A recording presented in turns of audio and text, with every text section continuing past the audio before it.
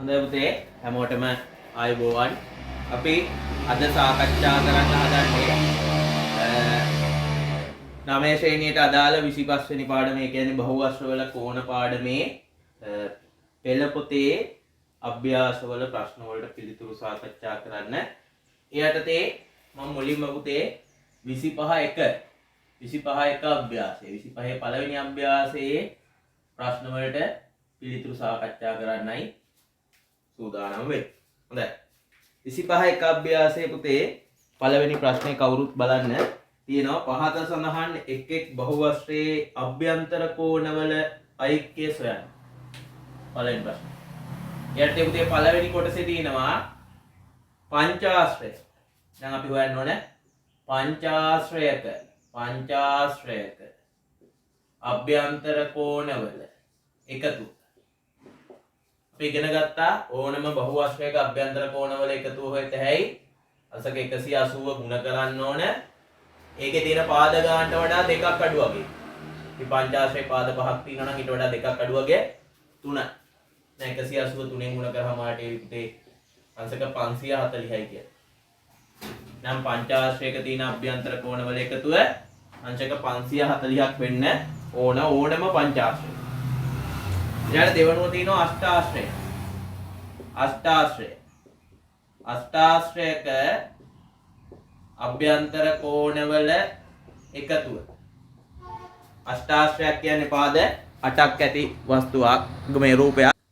එහෙනම් අෂ්ටාශ්‍රයක අභ්‍යන්තර කෝණවල එකතුව හොයද්දී අසක 180 ගුණ කරන්න ඕන. පාද ගාන 8 නම් ඊට වඩා දෙකක් අඩු වගේ 6. එතකොට එනවා අංශක 1080යි කියන්නේ. බලන්න ඔබටත් ඒ අගයන් ආවද කියලා මුත්තකින් ගුණ කරලා බලන්න. ඊළඟට ද්වාදශාශ්‍රයක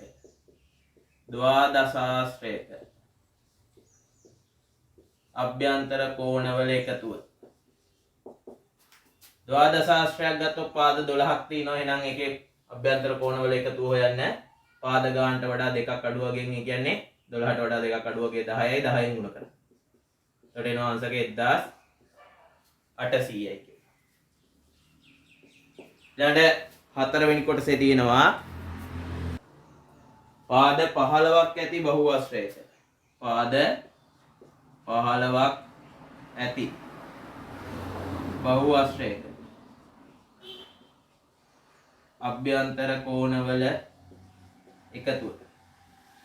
ඒකට ඒක හොයන්න අංශක 180 ගුණ කරන්න ඕන පුතේ 15 පාද ගානට වඩා දෙකක් අඩු වගේ.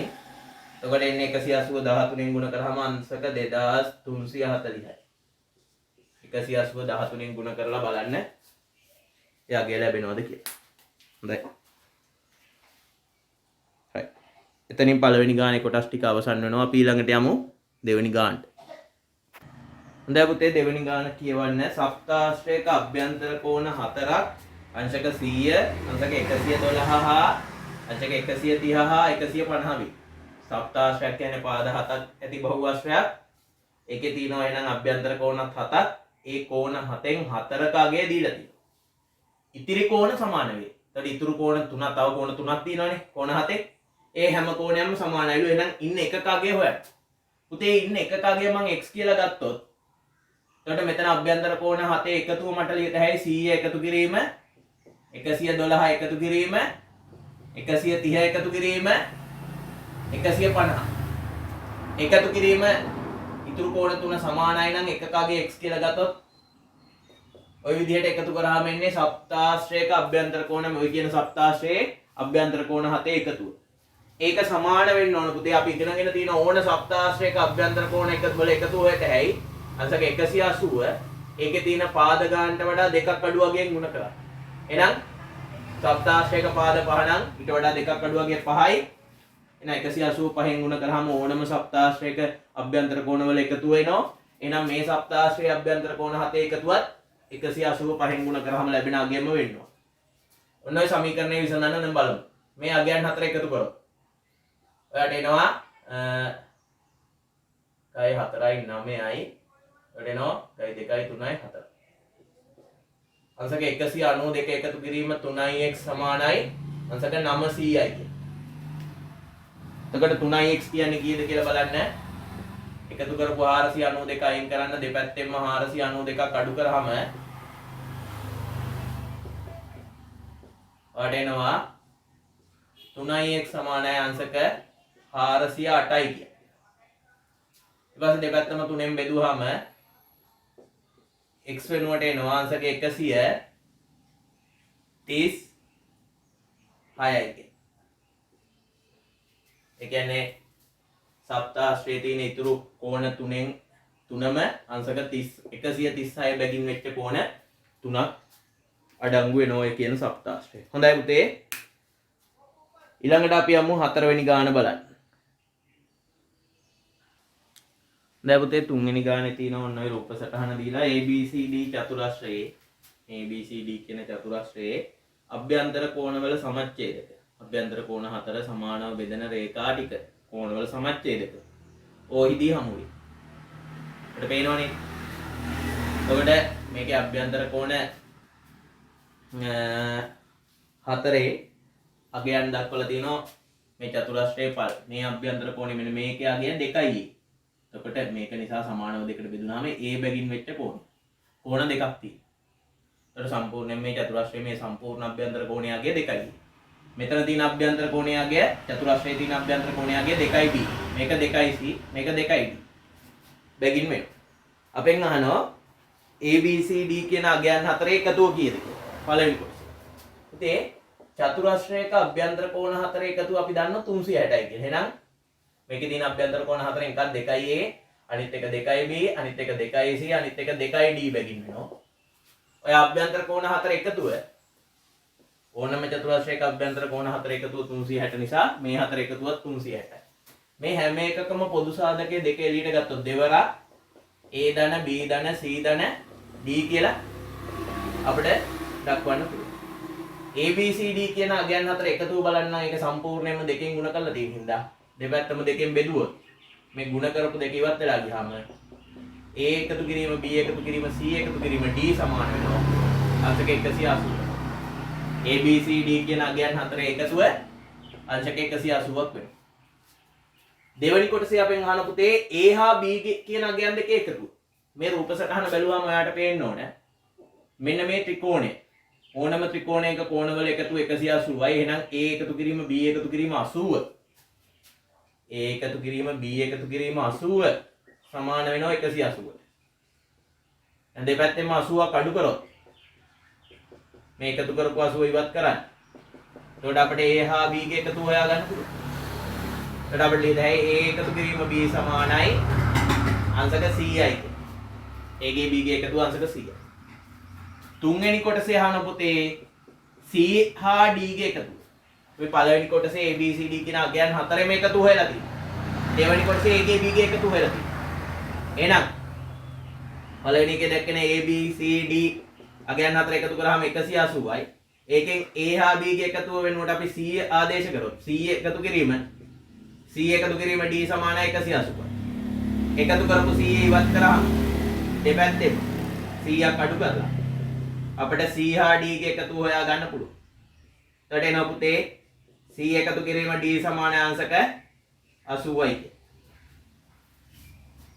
අන්තිමට අහනවා COD කෝණයේ අගය කීයද කියලා හතරවෙනි කොටසේ.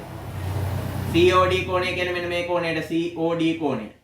එතකොට ඒකයි මේ C හා D කියන අගයන් දෙකේ එකතුවයි. COD එකතු කිරීම සිම්පල් C එකතු කිරීම D. ඕනම ත්‍රිකෝණයක කෝණ තුන එකතු 180 නිසා මේ කෝණ තුන එකතුවත් 180යි. එතකොට C හා D ගේ එකතුව අපි 80යි කියලා හොයාගත්තා ඉස්සෙල්ලා. අංශක 80යි කියලා. නේද? එහෙනම් C හා D ගේ එකතුව වෙනකොට 80 ආදේශ කරාම COD කීයද කියලා බලන්න. දැන් දෙපැත්තෙම 80ක් අඩු කරන්න. එතකොට පුතේ එනවා COD සමානයි අංශක 100යි කියලා. මේ කෝණයගේ අංශක 100. ඔන්න ඒ විදිහටයි මේ ප්‍රශ්නේ කොටස් වලට පිළිතුරු ලබා ගන්න. හොඳයි. අඩුපාඩු තියෙනවා නම් සකස් කරගන්න. අපි යමු ඊළඟට 4 වෙනි ගානට. 4 වෙනි ගානේ පළවෙනි කොටසේ කියන පුතේ අභ්‍යන්තර කෝණවල එකතු අංශක 1620ක් වන බහුවශ්‍රයේ පාදක. එතකොට ඕනම බහුවශ්‍රයක පාද ගාන කීයද කියලා දැන් මේ බහුවර්ෂයේ පාද ගාන කීයද කියලා අපි දන්නේ නැහැ. එහෙනම් අපි හිතනවා ඔය කියන බහුවර්ෂයේ පාද n ගානක් තියෙනවා. එහෙනම් ඕනම බහුවර්ෂයක අභ්‍යන්තර කෝණවල එකතු වෙනවා. අංශක 180 ගුණ කරන්න ඕනේ. පාද ගානට වඩා දෙකක් අඩු වගේ. දැන් පාද ගාන n කියලා ගත්තොත් ඔයාලට කැමති අකුරක් ගන්න පාද ගාන වෙනුවට x කියලා ගත්තක් කමන්නේ. පාද ගාන n කියලා ගත්තොත් පාද ගානට වඩා දෙකක් අඩු වගේ වෙන්නේ n අඩු කිරීම 2. එහෙනම් පාද ගානට වඩා දෙකක් අඩු වගේ 180න් ගුණ කරාම ඒ බහුවර්ෂයේ අභ්‍යන්තර කෝණවල එකතු වෙනවා. දැන් මේකේ අභ්‍යන්තර කෝණවල එකතු 1620 නම් පාද ගාන n කියලා ගත්තොත් අපිට n අඩංගු සමීකරණයක් ලියත හැවන්න ඔය ආකාරයට. ඊට පස්සේ පුතේ මම වරහන් ඉවත් කරොත් 180 n ගුණ කරොත් 180යි n අඩු කිරීම 180 ඍණ 2කින් ගුණ කරොත් ඍණ 360 සමානයි 1620යි. ඊට පස්සේ n අඩංගු පදේ තනි කරගන්න නම් මේ අඩු කරපු 360 ඉවත් කරන්න දෙපැත්තටම 360ක් එකතු කරනවා. දෙපැත්තටම 360ක් එකතු කරොත් මේ අඩු කරපු 360 ඉවත් වෙලා ගියාම 180යි n සමානයි 1980යි කියලා. ඊට පස්සේ පුතේ දෙපැත්තම 180ෙන් බෙදුවොත් 180ට මේ පැත්ත 180 ඉවත් වෙලා යනවා n සමානයි අග බිඳුවට අග බිඳුව කැපුණාම 198 බෙදීම 18. 198ට 18 ඒවා හරියටම 11ක් වෙනවා. 118 10ක් 180යි. එහෙනම් එම නිසා ඔය කියන බහුවර්ෂයේ පාද ගණන 11. පාද ගණන n කියලා ගත්තේ. n කියලා අරගෙන පාද ගණන ඔය විදිහට හොයාගන්න පුළුවන්. ඊළඟට අභ්‍යන්තර කෝණවල එකතු අංශක 3600ක් වන බහුවර්ෂයේ පාද ගණන හොයන දෙවෙනි කොටස. ඉතින් එතනත් පුතේ ඔය කියන බහුවර්ෂයේ පාද ගණන x කියලා ගත්තොත් 180 පාද ගණනට වඩා දෙකක් අඩු වශයෙන් ගුණ කරොත් අභ්‍යන්තර කෝණවල එකතු වෙනවා. එහෙනම් මේකේ අභ්‍යන්තර කෝණවල එකතු 3600 නම් පාද ගණන x නම් 180 x ඍණ 2කින් ගුණ කරාම ලැබෙන අගය 3600ක් වෙනවා. එතනත් අර විදිහට වරහන් ඉවත් කරොත් 180යි x ඍණ 360 සමානයි 3600. එතනෝ 180යි x කීයද කියලා තනි කරගන්න නම් අඩු කරපු 360 අයින් කරන්න දෙපැත්තටම 360ක් එකතු කරන්න. එතනෝ පුතේ 180යි x සමානයි 3960යි. ඊට පස්සේ දෙපැත්තම 180ෙන් බෙදන්න. 180ට 180 ඉවත් වෙලා යනවා. එතන බිඳුවට බිඳුවක් අපුවාම 396 බෙදීම 10. 396 18න් බෙදලා බලන්න පුතේ වට ඒ 22යි. හරියටම 22යි. එම නිසා ඔය කියන බහුවර්ෂයේ පාද 22ක් ඇත. ඔය විදිහට පුළුවන් බහුවර්ෂයේ පාද ගන්න හොයාගන්න. හොඳයි. එතනින් පුතේ 25 එක අභ්‍යාසයට අදාළ ගණන් ටික අවසන් වෙනවා.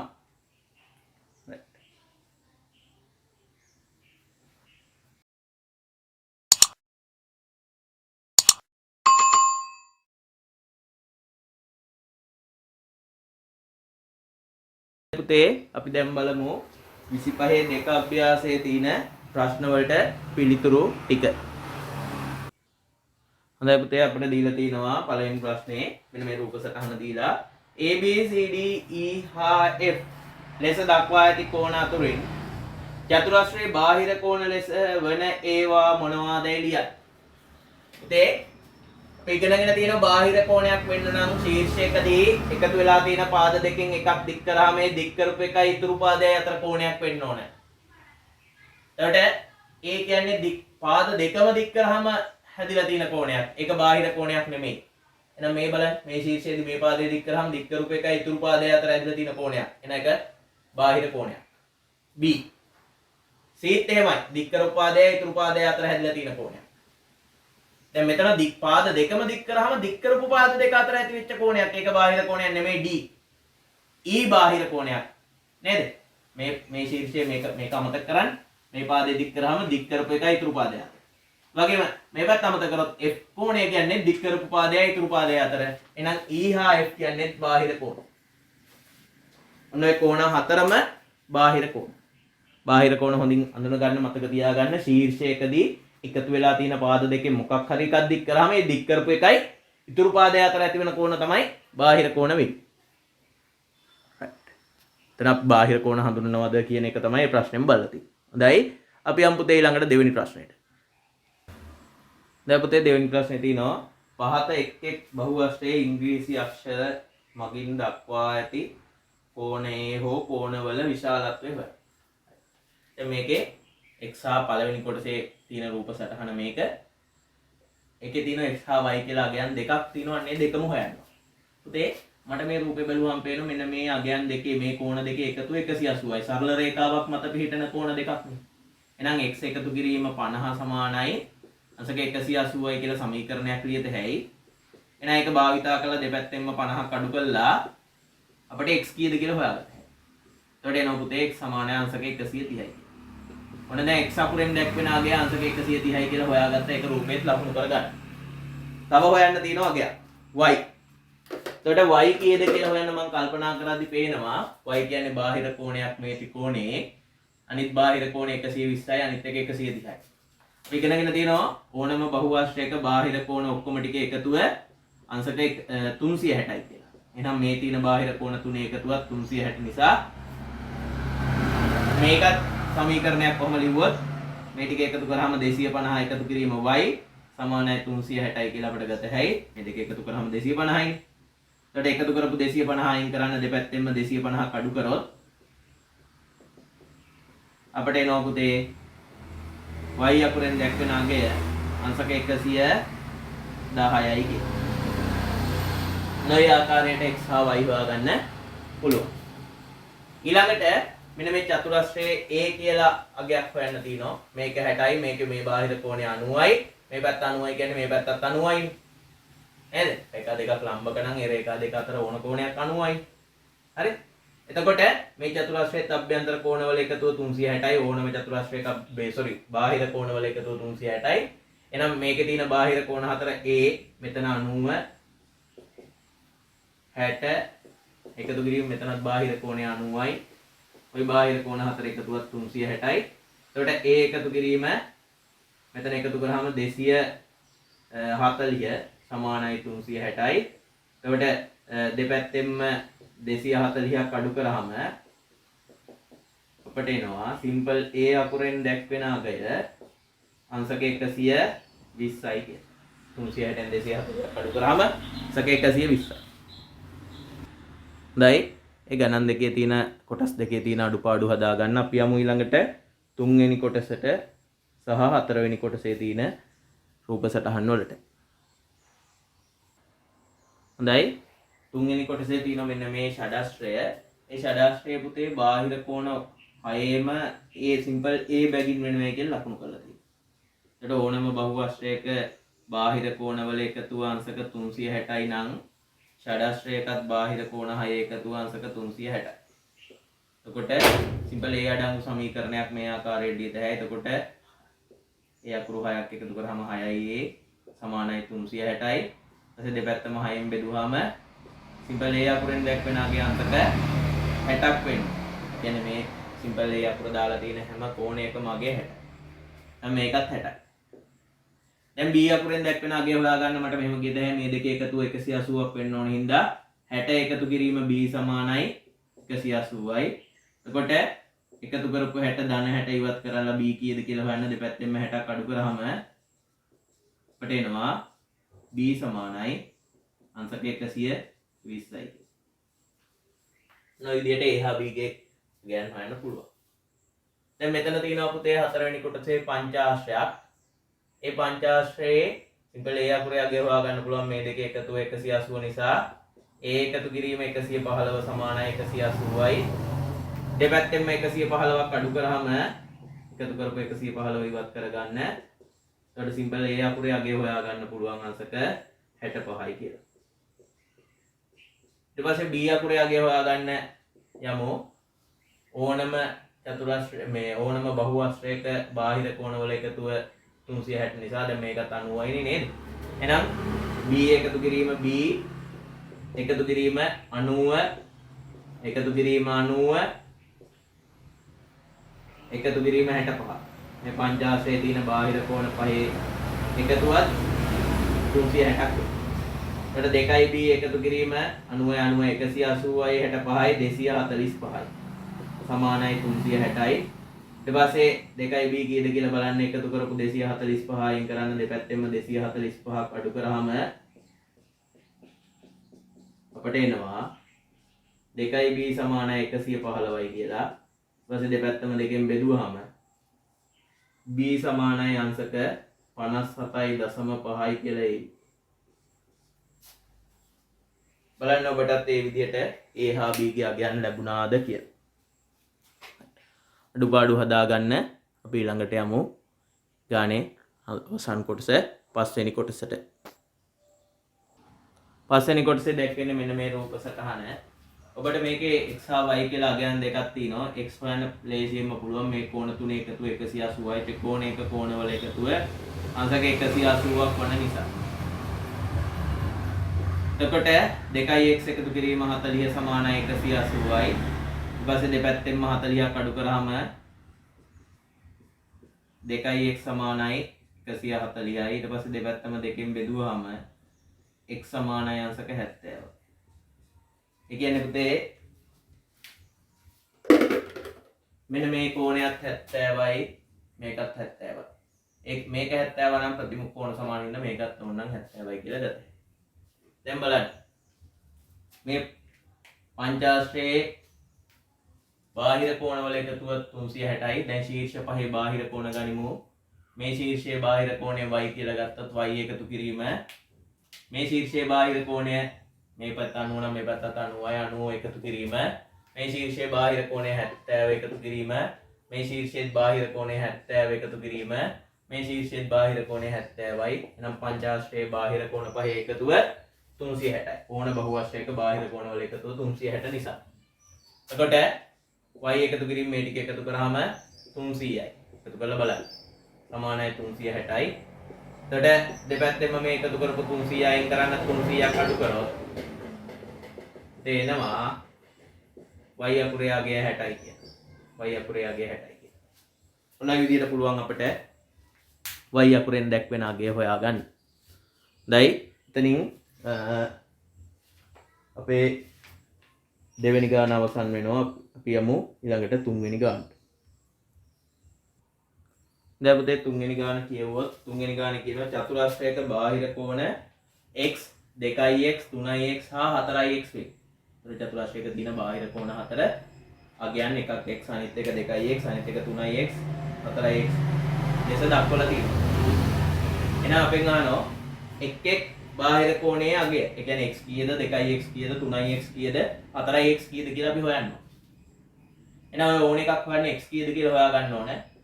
බාහිර කෝණ අපි ඉගෙනගෙන තියෙන ඕන බහුවශ්‍රයක බාහිර කෝණවල එකතුව අංශක 360යි කියලා. එහෙනම් මේකේ තියෙන මේ බාහිර කෝණ හතර එකතුවත් 360ක් වෙනවා. ඒකට එකතු කරාම පුතේ එනවා 10යි x සමානයි 360යි කියලා. ඊපස්සේ දෙපැත්ත 10න් බෙදුවාම x අකුරෙන් දැක්වෙන අගය 36යි කියලා. එතකොට මේකේ බාහිර කෝණ වලින් එකක් x. ඒකට බාහිර කෝණ ඔක්කොම ටිකේ අගයන් හොයන්න කියනෝනේ. බාහිර කෝණ එක් බාහිර කෝණයේ විශාලත්වය. එහෙනම් අනිත් එක 2යි x කියලා. x 36 නම් 36 දෙකෙන් ගුණ කරාම 2යි x කියන්නේ 72යි. අනිත් එක 3යි x. එතකොට 3යි x කියන්නේ 36 වරක් 3 108යි. ගුණ කරලා බලන්න පුතේ පැත්ත. 4යි x 36 වරක් 4 147. නම් ඔය කියන චතුරාස්‍රයේ බාහිර කෝණ හතරේ අගයන් හතර තමයි ඔන්න ඔය අගයන් හතර. ඒ බාහිර කෝණ හතර එකක් x අනිත් එක 2x 3x 4x කියලා අපිට දීලා තියෙනවා. එහෙනම් අපිට කියන පුතේ ඊළඟට අභ්‍යන්තර කෝණවල විශාලත්වය හොයන්න. චතුරාස්‍රයක බාහිර කෝණ හතරක් වගේම අභ්‍යන්තර කෝණත් හතරක් තියෙනවා. ඇතුලේ තියෙන කෝණ හතරකුත් තියෙනවා. නේද? එතකොට ඕනම දැන් මේක චතුරාස්‍රය නම් ඔය කියන චතුරාස්‍රය මේක නම් ඔය බාහිර කෝණ කියන්නේ මෙන්න මේ කෝණ වල. එතකොට විතර මේක 36යි. මේක 72යි. මේක 108යි. මේක 147යි. ඔන්න විදිහේ බාහිර කෝණ හතරක් තියෙනවා. දැන් අපෙන් අහන්නේ මේකේ තියෙන මේ ඇතුලේ තියෙන කෝණ හතර තමයි කීයද කියලා යහන්න. මේ අංශක 36ක් වෙච්ච බාහිර කෝණයේ ගාවම තියෙන අභ්‍යන්තර කෝණය කීයද කියලා බලන්න. මේ දෙකේ එකතු 180 නිසා 180ෙන් 36ක් අඩු කරා. 180ෙන් 36ක් අඩු කරාම ආට එවි 144යි. නම් මේක 144. බාහිර කෝණ හැම එකේම අගය අහනවනේ. 72 ගාව තියෙන අංශක 72 කියන බාහිර කෝණයේ ගාව තියෙන අභ්‍යන්තර කෝණය හොයන්න ගියොත් 180න් 72ක් අඩු කරාම අංශක 108යි. අංශක 108 බාහිර කෝණයේ ගාව තියෙන අභ්‍යන්තර කෝණය හොයන්න ගියොත් 180න් 108ක් අඩු කරාම 72යි. අංශක 144 ගාව බාහිර කෝණයේ ගාව තියෙන අභ්‍යන්තර කෝණය කීයද කියලා හොයන්න ගියොත් 180න් 144ක් අඩු කරාම අංශක 36යි. එම නිසා අභ්‍යන්තර කෝණ එකේ තියෙන මේ චතුරාස්‍රයේ අභ්‍යන්තර කෝණ එකක් අංශක 144 108 72 හා අංශක 36 බැගින් වේ. නෝඩ මෙන්න මේ අභ්‍යන්තර කෝණ හතරේ අගයන් හතර තමයි ওই විදිහට අපි හොයාගන්නේ. බලන්න එකට ඔය ආකාරයට ඔබ පිළිතුරු සපයාගෙන තියෙනවාද කියලා. හරි. එහෙනම් දැන් තුන්වෙනි ගාන අවසන් වෙනවා. අපි යමු ඊළඟට හතරවෙනි ගානට. හතරවෙනි ගානේ කියනවා පුතේ පංචාශ්‍රයක බාහිර කෝණ 1ට 2ට 2ට 1ට 1ට 2ට 3ට 3 අනුපාතයට පවතී.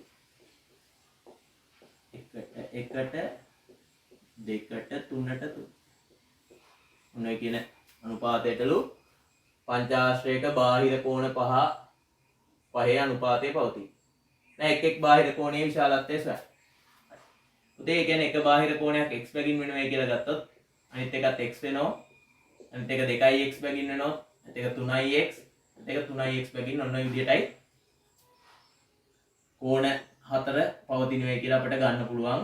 එතකොට මේවා අනුපාතය ගත්තාම දෙක ඔක්කොම x බැගින් එකෙන් බෙදුවාම සරල කරාම අර අනුපාතය එනවා. එහෙනම් ඕනම බහුආශ්‍රයක බාහිර කෝණවල එකතුව 360 නම් මේ බාහිර කෝණ පහේ එකතුවත් 360 වෙන්න ඕන. එතකොට එනවා එතන 10යි x සමානයි 360යි. එතකොට x සමානයි 36යි. එතකොට උදේ 2x කීයද කියලා බලන්න ඕන. එතන 2x බැගින් මෙච්ච කෝණයකුත් තියෙනවනේ. නේද? 36ව 2ක් 72යි. 72යි. ඊළඟට 3x කීයද කියලා හොයන්න ඕන. 36ව 3ක් 108යි. නම් ඔය කියන පංචාශ්‍රයේ බාහිර කෝණ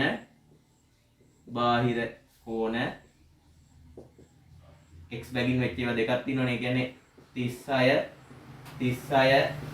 ඊළඟ 2x බැගින් වෙච්ච ඒවා 1යි 72 3x බැගින් වෙච්ච කෝණ 2යි 108 බැගින් වේ. බාහිර කෝණ පහේ අගයන් ඔය විදිහටයි තියෙන්නේ. 36ව 2යි 72යි 108 ඒවා දෙක බැගින් වෙනවා. හරි. ඔන්න ඒ විදිහට පුළුවන් අපිට අදාළ පංචාශ්‍රයේ බාහිර කෝණ පහේ අගයන් හොයන්න.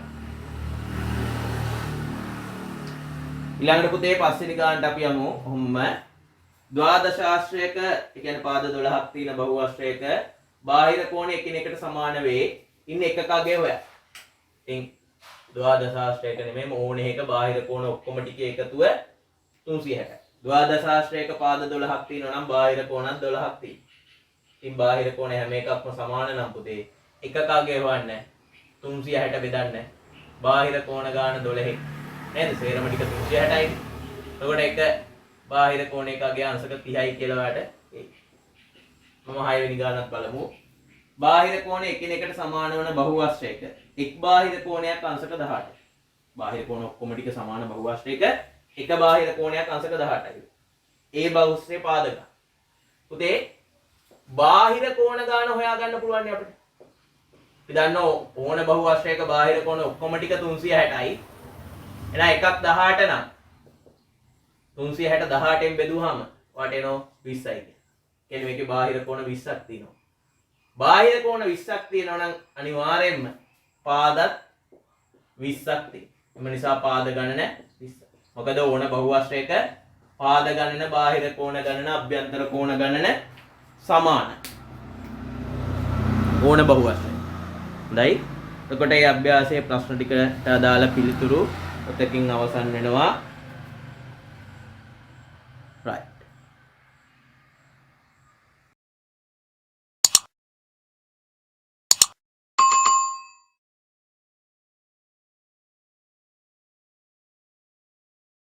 දැන් අපි ඊළඟට බලමු 25 3 අභ්‍යාසය. ඒකේ පුතේ පළවෙනි ප්‍රශ්නේ බැලුවොත් සවිධි පංචාශ්‍රයක බාහිර කෝණයක විශාලත්වය සොයා එමගින් අභ්‍යන්තර කෝණයක අගය හොයන්න.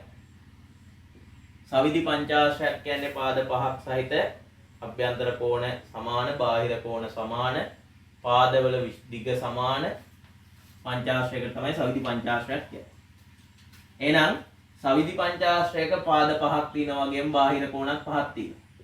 නම් බාහිර කෝණ ඔක්කොම ටික 360යිනේ ඕන බහුආශ්‍රයක. නේද? එහෙනම් පංචාශ්‍රයකත් බාහිර කෝණ ඔක්කොම ටිකේ එකතුව අංශක 360යි. එතකොට මේ බාහිර කෝණ ඔක්කොම ටික සමාන නම් එකක අගය හොයන්න 5න් බෙදුවනම් අංශක 360 අපට එනවා අංශක 72යි. එනේ මේකේ තියෙන බාහිර කෝණයක අගය අංශක 72යි.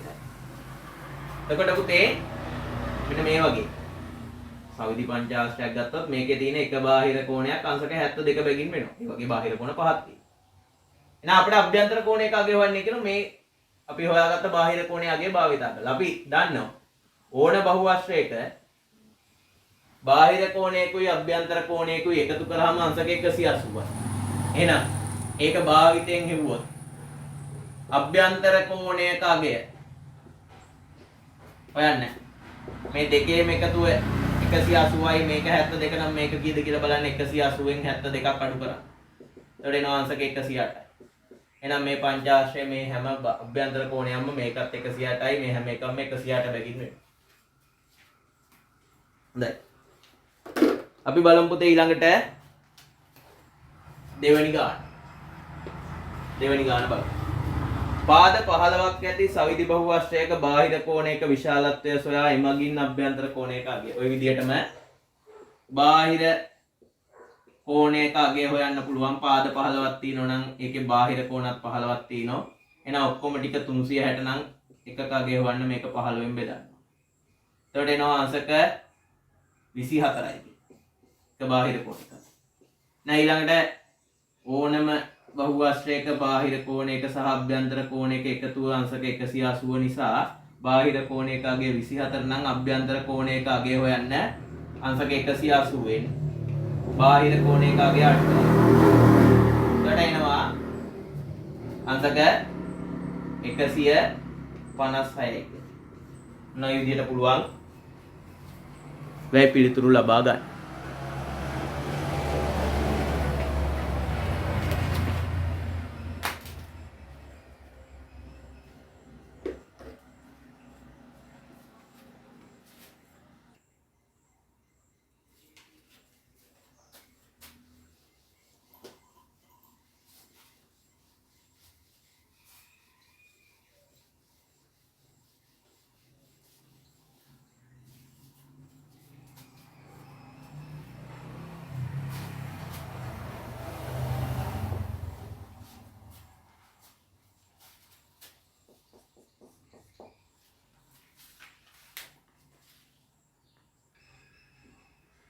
තුන්වෙනි ගානේ පළවෙනි කොටසේ තියෙනවා බාහිර කෝණයක විශාලත්වය අංශක 120ක් වූ සවිධි බහුආශ්‍රයක පාද ගණන සොයා එම බහුආශ්‍රය හඳුන්වන සුවිශේෂී නම. සවිධි බහුආශ්‍රයක් තියෙනවලු එක බාහිර කෝණයක් 120යි. එහෙනම් පුතේ අපිට පාද ගණන හොයන්න පුළුවන්.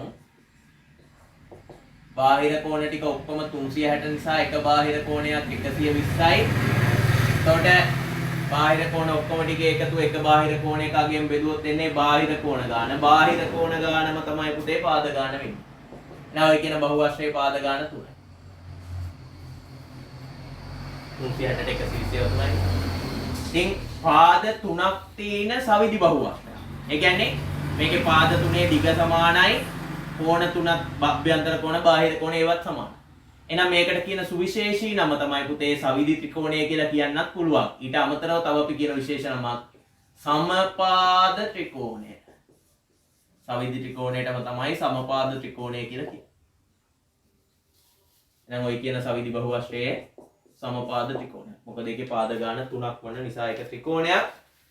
ඒ අනුව ඒක සමපාද ත්‍රිකෝණයක් කියලා අපිට විශේෂයෙන් හඳුන්වන්න පුළුවන්. ඊළඟට පුතේ අපි බලමු දෙවෙනි කොටස. බාහිර කෝණයකගේ අංශක 90ක් වූ සවිධි බහුවස්ත්‍රය හඳුන්වන සුවිශේෂී නම හේතු සහිතව ලියන්න. එතකොට පාද ගාන හොයමු පුතේ එකෙත්. බාහිර කෝණ ඔක්කොම ටික 360යි. එකක් 90 නම් බාහිර කෝණ ගාන 4යි. ඒ කියන්නේ පාද ගානත් 4යි. ඉතින් පාද 4ක් සහිත සවිධි බහුවස්ත්‍රයක් නම් ඒකේ පාද 4 සමාන වෙන්න ඕනේ. හැම කෝණයක්ම සමාන වෙන්නේ. එතකොට හැම කෝණයක්ම සමානයි කියන්නේ එකක් 90 බැගින් වෙනවා. පාද 4ක් සමාන කෝණ 4ක් සමාන වෙච්ච ওই චතුරස්‍රයට අපි විශේෂ නමක් කියනවා සමචතුරස්‍රය කියලා. සමචතුරස්‍රය. ඊට පස්සේ පුතේ අපි බලමු තුන්වෙනි කොටසේ. බාහිර කෝණයක විශාලත්වය අංශක 40ක් වූ බහුවස්ත්‍රය හඳුන්වන නම ලියන්න. බාහිර කෝණයකගේ අංශක 40 නම් සවිධි බහුවස්ත්‍රයක ඒකේ පාද ගාන අපිට හොයාගන්න පුළුවන්. බාහිර කෝණවල එකතු එක බාහිර කෝණයකගෙන් බෙදුවා. එතකොට 9. එහෙනම් මේක හඳුන්වන නම පුතේ පාද 9ක් තියෙනවා නම් ඒක නවාශ්‍රයක්. එහෙනම් සවිධි නිසා සවිධි නවාශ්‍රය. මේක සවිධි නවාශ්‍රය. හොඳයි. තුන්වෙනි ගානේ කොටස් ටිකෙන් අවසන් වෙනවා. ඊළඟට බලන්න පුතේ හතරවෙනි ගාන. දැන් හතරවෙනි ගානේ තියෙනවා පුතේ සවිධි බහුවස්ත්‍රයක අභ්‍යන්තර කෝණය එහි බාහිර කෝණය මෙන් 4 ගුණයකි. සවිධි බහුවස්ත්‍රයක තියෙන අභ්‍යන්තර කෝණයක් බාහිර කෝණයක් වගේ 4 ගුණයයි. එම බහුවස්ත්‍රයේ බාහිර කෝණයක අගය. ඉතින් සවිධි බහුවස්ත්‍රයක් ගත්තොත් උදේ අපිට කියනවා එකේ පාද කීයද කියලා දන්නේ නැහැ. එහෙනම් බාහිර කෝණයක් අභ්‍යන්තර කෝණය වගේ 4 ගුණයයි. දැන් පුතේ බාහිර කෝණයක අගය මට හොයන්න ඕන බාහිර කෝණයක අගයනේ. දැන් බාහිර කෝණයක අගය xයි ගන්න. මම x කියලා ගන්නවා. එහෙනම් x හොයන්නයි දැන් ඕනම. බාහිර කෝණයක අගය හොයන්න නම් x කීයද කියලා හොයන්න. ඉතින් පුතේ අපිට කියන බාහිර කෝණයක් x නම් අභ්‍යන්තර කෝණයක් ඒ වගේ 4 ගුණයක් වෙනවා. එහෙනම් අභ්‍යන්තර කෝණයක අගය 4යි. අපි දන්නවා ඕනම බහුවස්ත්‍රයක බාහිර කෝණයකුයි අභ්‍යන්තර කෝණයකුයි එකතු කරාම අනිවාර්යයෙන්ම අංශක 180ක් වෙනවා. එහෙනම් මේකේ මේ දෙක එකතු කරාම 5යි x සමානයි 180යි දෙපැත්ත 5න් බෙදුවාම x සමානයි අංශක 36යි. ඒ කියන්නේ බාහිර කෝණයක අගය අංශක 36ක් වෙනවා. ওই බහුවස්ත්‍රය. අභ්‍යන්තර කෝණයක විශාලත්වය. මේ පුතේ අභ්‍යන්තර කෝණයක අගය හොයන්න මෙතෙන්දි ක්‍රම දෙකක් ගන්න පුළුවන්. බාහිර කෝණයක් සහ අභ්‍යන්තර කෝණයක අගය 180 නිසා බාහිර කෝණයේ අගය දැන් හොයාගත්ත නිසා 180න් 36ක් අඩු කරන්නත් පුළුවන්. නැත්තම් අපි ඉස්සෙල්ලා ගත්ත අභ්‍යන්තර කෝණයක් කියන්නේ x වගේ 4 ගුණයක්. දැන් x කීයද කියලා හොයාගෙන තිනවා. එහෙනම් 36 4න් ගුණ කරලා හොයන්න පුළුවන් කොයි ආකාරයට එවුවත්. ඔතන උත්තරේ ඉන්නේ 144. 36 4න් ගුණ කරත් ඕකම එන්නේ. ඊට තුන්වෙනි කොටස. එහෙනම් මේකේ පාද ගාන. පාද ගාන හෙව්වත් එකයි බාහිර කෝණ ගාන හෙව්වත් එකයි. එහෙනම් බාහිර කෝණ වල ඔක්කොම එකතුව 360 නිසා එකක් 36 නිසා 360 36න් බෙදුවාම බාහිර කෝණ ගාන 10යි. ඒ කියන්නේ පාද ගාන 10යි කියලා අපිට හොයාගන්න පුළුවන්. හොඳයි. හතරවෙනි ගානේ කොටස් වලට පිළිතුරු ඔය ආකාරයට ලබා ගන්න පුළුවන්. අඩුපාඩු තියෙනවා නම් හදාගන්න. අපි ළඟට යමු පස්වෙනි ගානට. හොඳයි පුතේ ඊළඟට පස්වෙනි ගානේ කියනවා සවිධි බහුවස්ත්‍රයක බාහිර කෝණයක් සඳහා ගත හැකි විශාලම අගය කීයද? අනේ ප්‍රශ්නෙට උත්තරේ හොයන්න ගියොත් දැන් අපි දන්නවා ඕන බහුවස්ත්‍රයක බාහිර කෝණවල එකතුව 360යි. එහෙනම් පුතේ එතකොට එක බාහිර කෝණයක අගය හොයාගන්න නම් අපි 360 බෙදන්න ඕන බාහිර කෝණ ගානේ. බාහිර කෝණ ගාන කියන්නේ පාද ගාන. එතකොට බාහිර කෝණයක තියෙන බාහිර කෝණයකට සවිධි බහුවස්ත්‍රයක බාහිර කෝණයකට ගත හැකි විශාලම අගය හොයාගන්න ඕන අපිට. එතකොට ඕනම සවිධි බහුවස්ත්‍රයක බාහිර කෝණවල එකතුව 360 නිසා 360 බෙදන්න ඕන ඒකේ තියෙන පාද ගාන. ඉතින් පුතේ අපි දන්නවා පාද ගාන අඩුම බහුවස්ත්‍රය තමයි ත්‍රිකෝණය. ඊට පස්සේ පාද ඒ කියන්නේ පාද 3යි අඩුම වෙන්න පුළුවන් බහුවස්ත්‍රයක නේද? එතකොට පුතේ මේ 360 වැඩි ගානකින් බෙදුවොත් එනාගේ අඩු වෙනවනේ. එහෙනම් අපිට ඕන එනාගේ අඩු මාගේ නෙමෙයි වැඩි මාගේ හොයාගන්න. වැඩි මාගේ ගන්න නම් 360 බෙදන්න ඕන අඩුම ගානකින්. ඒ කියන්නේ අඩුම පාද ගානෙ. දැන් පාද 3. බහුවස්ත්‍රයකට තියෙන පුළුවන් අඩුම ගාන පාද ගාන 3.